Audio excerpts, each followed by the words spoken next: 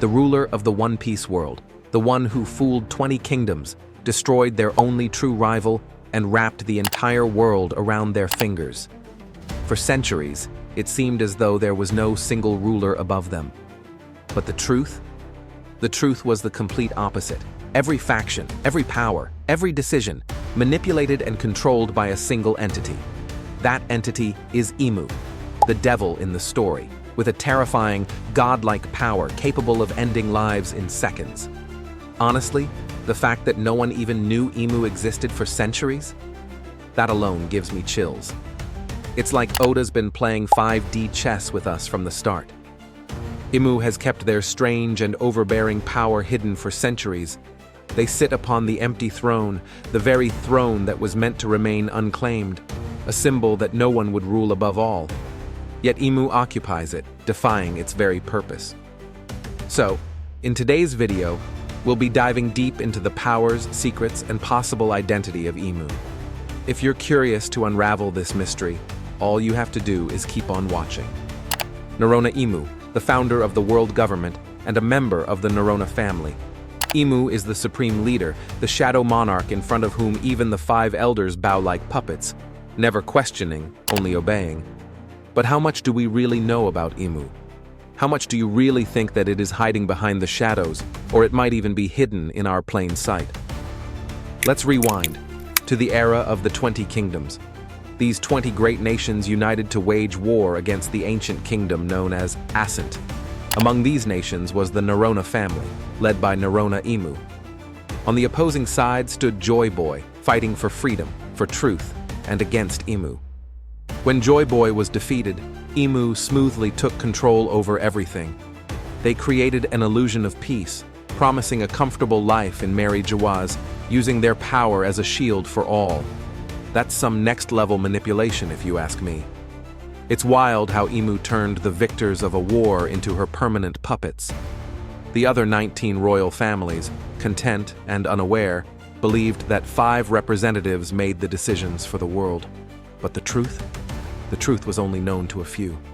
To stay hidden from the world, Imu chose 5 faces, the 5 elders, or Gorosei, as the public symbol of authority. Meanwhile, the Holy Knights were appointed as Mary Jawaz's secret enforcers. Only a handful knew the truth about this shadowy ruler.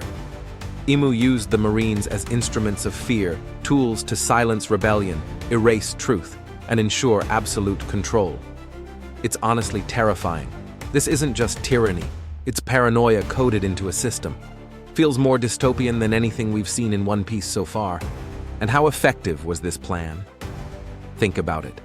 For hundreds of years, no one knew of Imu's existence. And those who did? They didn't live long enough to see another sunrise. They were either imprisoned in Imu's secret warehouse or mysteriously freed, never to be seen again. At the beginning of the One Piece story, it seemed as though pirates ruled the world. Then came the Marines, then the Gorosei. But in reality, these are all just pieces on the board. The true queen stands above them all. Imu's control is masterful, but it's the emergence of the devil fruit and the treasure of the pirates that threatens to shake her reign. In episode 1119, we witness Imu's demonic powers firsthand. With a single tail-like strike, she gravely wounds both Sabo and Cobra. That attack carried an aura, a kind of haki, and her speed and reflexes revealed that Imu is no mere puppet master behind the scenes. She has been active in battle before. She easily nullified Sabo's attack and even granted a portion of her own power to the Gorosei, turning them into yokai-like entities. And if she can do that just casually, I don't even want to imagine what her full power looks like. I mean, we're talking about Kaido-level power multipliers here. These powers made them the strongest beings in the world, and yet, to Imu, they're disposable pawns. She can destroy them without hesitation. This means 2 things. Imu can create others who rival or even surpass her own power. If Gorosei aren't enough to stop Joyboy's successor, she may already have someone more powerful, Garling. Until now, Imu stands as the final villain, the most powerful being in the entire One Piece world, commanding the Marines, the Holy Knights, the Gorosei. But her powers are strange. somewhat ambiguous. Difficult to categorize even by devil fruit standards. One thing seems clear, she appears to be immortal, and she can grant partial immortality to others. The question is, how? There's only one known way in One Piece to gain such power, through a devil fruit. So let's theorize. Theory number 2, the power of Anubis. This theory suggests that Imu's powers may be inspired by Anubis, the ancient Egyptian god of mummification and the afterlife. Like Anubis, Imu can preserve and mummify. The Gorosei aren't truly immortal, but Imu's power allows their bodies to regenerate and resist age. When she removes that power, they crumble, like what we saw with Satan, who died with a scream, turning into a skeleton. Imu grants power, and she can revoke it. This leads us to the freezing world, a mysterious chamber where Imu stores those she's stripped of power. Here, she separates the soul from the body, mummifies it, and creates a new vessel using her abilities. In this chamber, we saw 2 wanted posters, one of Monkey D. Luffy, and the other… was it Blackbeard? Tell me in the comments if you're thinking what I'm thinking. I love this one because it just fits. The Egyptian death symbolism, the mummification, even the cold, clinical way Imu handles traitors. It's poetic in the most terrifying way. Theory number 1, the tragedy of Lily and Imu. Now let's dive into a second theory, the one that feels the most likely. Imu seems to have a deep obsession with Queen Lily of Alabasta, but don't mistake obsession with love. The two were once close friends, both princesses, later queens, and part of the alliance that overthrew the ancient kingdom. But while Lily and the 19 nations sought peace and stability, Imu had other plans. Lily possessed a mythical Zoan devil fruit, inspired by the Egyptian goddess Bastet and the Japanese yokai Nekomata. Bastet was once a sun god's ally, but later ruled over death, darkness, and the afterlife. Combined with Nekomata's mythical cat form and shadow manipulation, Lily had immense power. Imu, by contrast, originally had the paw fruit, as seen with Kuma. Imu needed Lily's power to complete her plan, but Lily was gentle, someone who sought understanding, not domination. When she learned the truth about Joyboy and the Void Century, she tried to leave, but Imu tricked her. Using the Ope Ope no Mi, Imu switched their souls, stealing Lily's mythical fruit while trapping Lily in Imu's original body. If this is true, man, it would be one of the most tragic betrayals in the series.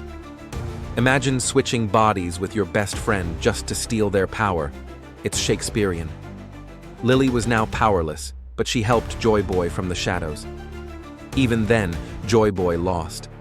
Imu took over the world. Imu could be Lunarian adjacent, or even from the moon civilization that Enel discovered. And if you trace the lore far enough, what if Imu isn't even from Earth? The Lunarian wings, the moon tech, Enel's sky civilization, maybe Imu's origin is literally celestial. A queen fell from the heavens, now ruling the dust. What if the world government itself is a mechanism to freeze history, to stop the world from reaching its natural future? The more I dig, the more it feels like the world government is a time cage, not just a regime, but a system built to halt evolution, truth, and legacy. And Imu? She's the lock. Lily used her remaining abilities to spread poneglyphs across the world and sent a letter to her brother in Alabasta, a desperate warning. This soul-switching will be critical in the final arc. The Nekomata Bastet fruit grants a control over death and souls, a mythical shadow beast form, manipulation of darkness itself. With this power, Lily was the greatest weapon against Imu, and now that power belongs to Imu herself. But what if Imu didn't just switch bodies, but combined with Lily? Could Imu have created her own devil fruit? Or does she possess a fear fruit, something that breaks traditional logic? She's shown to ignore the sea's curse, unlike other devil fruit users. In the Battle of Egghead Island, one of the Gorosei stood on the sea without worry. Could Imu's powers offer protection from even that? Just like Nika is the manifestation of the sun god legend, Imu could be tied to a dark god. Her powers and her symbolism are tied deeply to flowers, and she often retreats into the Chamber of Flowers, a place of reflection, perhaps even mourning. Could there have been a romantic past with Joyboy? I low-key think there was something there. Imu's reaction to Joyboy isn't just fear. It feels personal, like a grudge wrapped in heartbreak. All signs point to a history filled with love, betrayal, and war. Imu trembles at Joyboy's haki, not out of hatred, but fear, because only Joyboy ever stood as her equal, or perhaps more. Two titans of fate, one clash that shaped the world.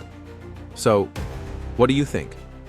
Personally, I think Oda's setting us up for a mind-blowing reveal. Imu's just the tip of the iceberg, and I can't wait to see who else comes out of the shadows. Out of all these theories, the soul swap tragedy hits the hardest for me.